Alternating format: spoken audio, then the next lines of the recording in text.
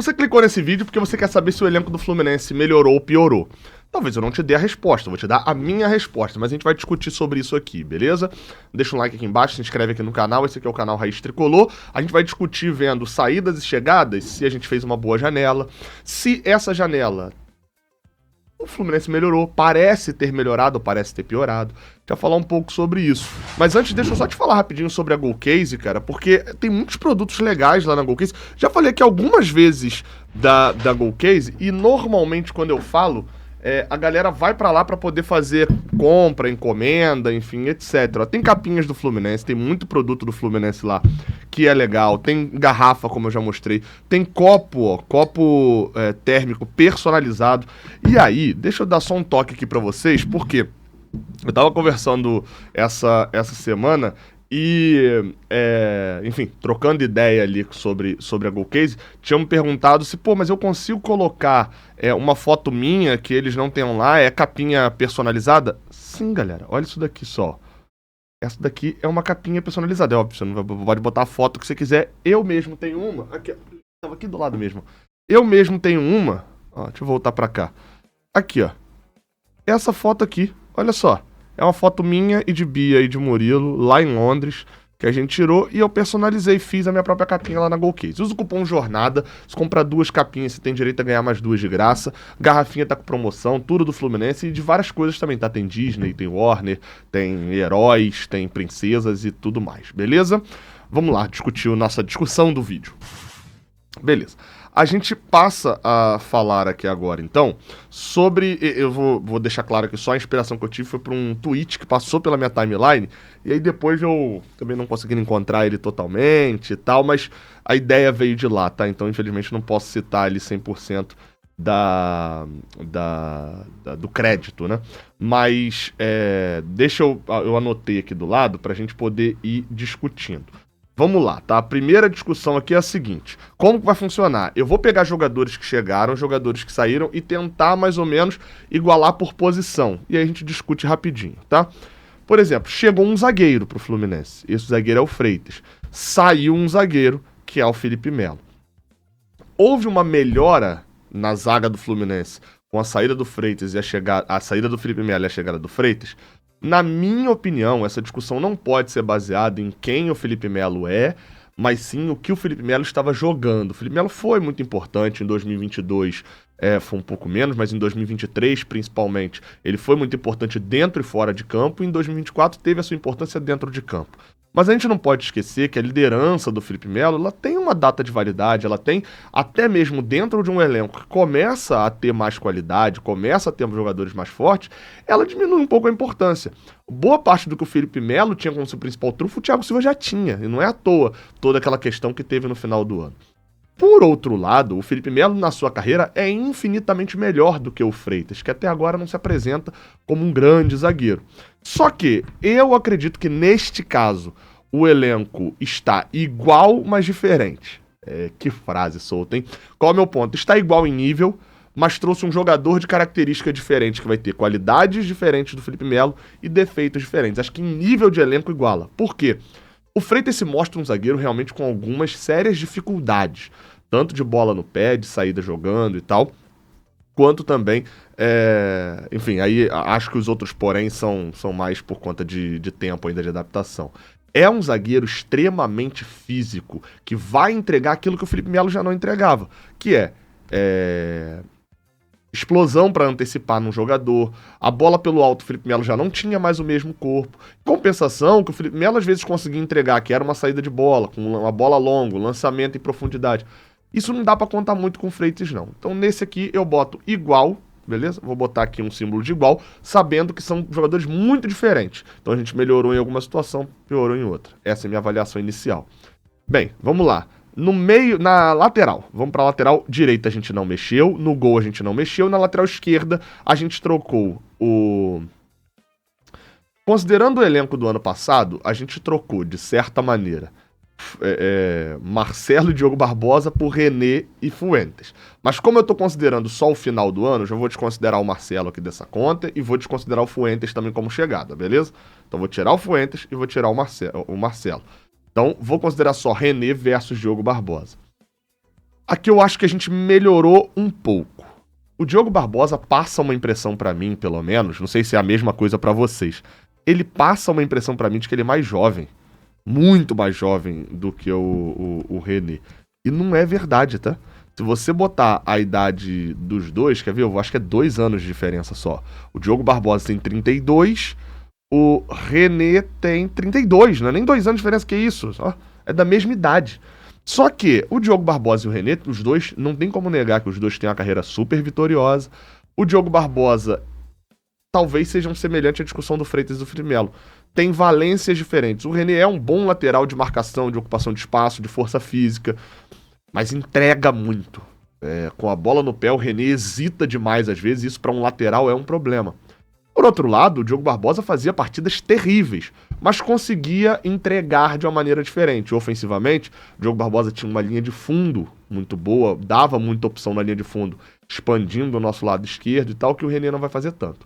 Então, nesse caso, eu acho que a gente evoluiu um pouquinho, porque acho o René um pouquinho melhor do que o Diogo Barbosa. Com a bola no pé, acho melhor. Só que essa questão do René, defensivamente, ter esses lapsos de arreia mental, isso me incomoda um pouco. Então acho que a gente evoluiu um pouquinho só. Hércules versus André é a dúvida no meio de campo. Que eles botaram lá. E aí, assim, eu anotei aqui Hércules versus ninguém, né? Porque faz sentido o Hércules versus o André, porque o André saiu no meio do ano e não veio reposição, né? Efetivamente, a reposição dele é o Nonato, que não tem nada a ver com o André. Então, assim, eu não vou comparar o Hércules versus o André, porque o André sai por muito mais caro do que o Hércules. Então, nesse caso, e o André saiu no meio do ano, então, nesse caso eu vou o seguinte, o Hércules chega para suprir uma ausência que já estava deixada desde o André. Então é Hércules contra ninguém, e é sim uma melhora no elenco considerável. Quando a gente vai pro outro aqui, a gente vai para ainda no meio de campo, a gente tem, enfim, tem a possibilidade do Ganso, né, que a gente obviamente não quer que nada que aconteça ali com ele, mas está em suspenso, aí seria, tal qual o Hércules, seria uma desvantagem apenas. Mas a gente vai pro meia-ataque, né, a gente trouxe nessa janela o Canóbio, não chega a ser um super atacante e tal, mas talvez o Canóbio se assemelhe ali no nosso elenco ao Terãs. Eu acho que dentro de posição e do que poderia ser. E aí eu acho que sem dúvida nenhuma a gente deu uma subida muito grande. Obviamente, tal qual o Terãs do ano passado, a gente gastou um bom dinheiro no Canóbio, né? Na verdade, até mais do que a gente gastou no Terãs. Então, assim, a gente tá evoluindo. O Terãs saiu pro Peñarol, o Canóbio chega e faz essa função de quarto homem de meio de campo, primeiro homem de ataque, enfim. E só o que já entregou Uruguai por Uruguai, só o que já entregou até agora já é mais do que o Terãs fez em qualquer partida com a camisa do Fluminense. Então, vamos lá. No Freitas estava igual, no Hércules a gente melhorou, no René a gente melhorou um pouquinho e no Canóbio a gente melhora consideravelmente. É quase que a mesma coisa do Hércules, né? É quase que não tem ninguém ali no caso do Terãs. A gente vai para uma saída. A gente teve 2 saídas que não tiveram reposição. Mas antes, deixa eu fazer aqui só um paralelo, que é Marquinhos com Lavega. E por que eu botei o Marquinhos com o Lavega? Porque são 2 jogadores que chegaram no início do ano sem muita expectativa diretamente da torcida. A torcida tem expectativa porque é um moleque jovem e tal, mas não é uma expectativa do que a gente conhece. Inclusive, o Lavega tá até muito bem no Mundial, no Sul-Americano Sub-20, né? Com o Uruguai, deu assistência agora também nessa noite. Assim, eu acho uma boa comparação e acho que, assim, o Marquinhos do final do ano era horroroso, já não entregava mais nada. Se a gente considerar a expectativa do início do ano, eu acho que é igual, tá? O Marquinhos e o Lavega, acho que não tem grandes diferenças. Do início do ano do Marquinhos com o início do ano do Lavega antes de jogarem. Mas acho que tem uma diferença da gente ter comprado o Lavega, isso faz com que a gente projete mais tempo à frente com ele do que só no Marquinhos, que era empréstimo. Mas acho que, assim, como o objetivo desse vídeo é a comparação de como terminou o ano do jogador, né? Da comparação do novembro, dezembro com o janeiro, fevereiro, no caso do Lavega, o março, abril. Aí eu acho que o acréscimo do Lavega é bom em relação ao Marquinhos. Não acho nada de outro mundo, porque não acho que o Lavega seja um jogador de outro mundo. Não acho que ele chega com uma chancela como chega o Hércules, por exemplo, ou até mesmo como chega o Canóbio. O La Vega vem pra ter a oportunidade da sua vida, a oportunidade da sua carreira. Vai ter que se provar num campeonato muito mais difícil do que ele jogou até agora. Com um time que tem muito mais pressão do que ele jogou até agora. Tipo a questão do Bernal. Então, nesse caso, eu acho que a gente melhorou um pouco em projeção futura. Talvez pra agora, o La Vega nem vai jogar tão melhor assim, mas é porque é difícil jogar pior do que o Marquinhos estava jogando no final do ano, né? Então, nesse daí a gente melhorou um pouco. E a outra, assim, eu falei que tinha 2 sem reposição, mas é porque eu vou forçar a barra aqui num Paulo Baia versus Isaac. Isaac, né? O Isaac, que tá no Atlético Paranaense. E por que eu vou forçar a barra? Porque, cara, são jogadores totalmente distintos. O Paulo Baia faz parte de um grupo de jogadores que eu acho que o Fluminense todo ano tem que buscar um. Que é um cara que tenha se destacado minimamente na Série B, não seja talvez tão velho, né? Acima de 29, 30 anos, e que tenha potencial de repente virar o que o Flamengo fez com o Bruno Henrique. O Bruno Henrique era um cara desse, que se destacou, não foi nem o Flamengo, foi o Santos, se destacou pelo Goiás ali numa Série B meio maluca, um cara que não tinha base, todo torto, só tinha velocidade, foi pro Santos, é o que virou aí dentro do Flamengo, né? Então assim, o Paulo Baia faz parte de uma categoria de jogadores que eu acho que o Fluminense todo ano tem que buscar um. Não é pra buscar 8, não é pra montar um time assim, igual fazia lá em 2017, 2018, que montava um time de Paulo Baias. Né? Aí você olhar pro time, tava lá João Carlos, tava lá Jadson, tava lá Lucas, lateral, tava lá Renato Chaves, enfim, um time inteiro de jogadores desse perfil de aposta total. Mas o Washington acho ok a contratação do Paulo Baia, só que aí você vai comparar com um moleque jovem que brigaria por projeção e tal, que é o Isaac. O Isaac nunca mostrou no Fluminense nada, né? A verdade é essa. Nem no time profissional, nem no sub-23, é uma promessa. No Atlético Paranaense pode ser que desenvolva, jogue bem, já caiu nas graças da torcida do Atlético lá, mas aqui acabou não desenvolvendo tanto. Então mas como assim, como o Paulo Baia até agora não mostrou absolutamente nada, aí eu vou ficar com o Isaac pelo menos mais jovem. Então nesse caso, na comparação Paulo Baia e Isaac, acho que a gente perdeu pra essa temporada.